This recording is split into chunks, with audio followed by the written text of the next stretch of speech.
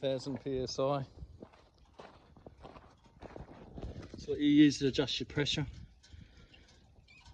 Undo for less, tighten for more. Pressure gauge.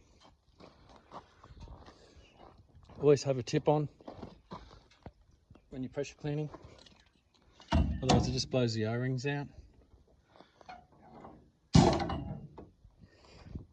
So when you're pressure cleaning, don't go near your boots or feet because it will tear your skin and flesh.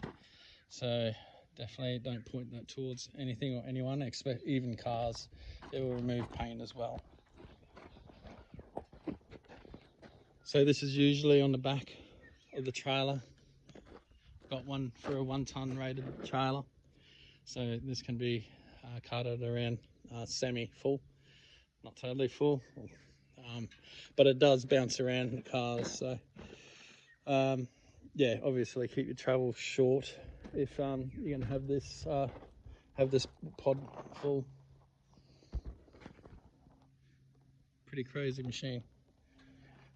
So this is for hire as a kit or by itself, the gurney by itself, or the trailer pod and the pressure cleaner as well.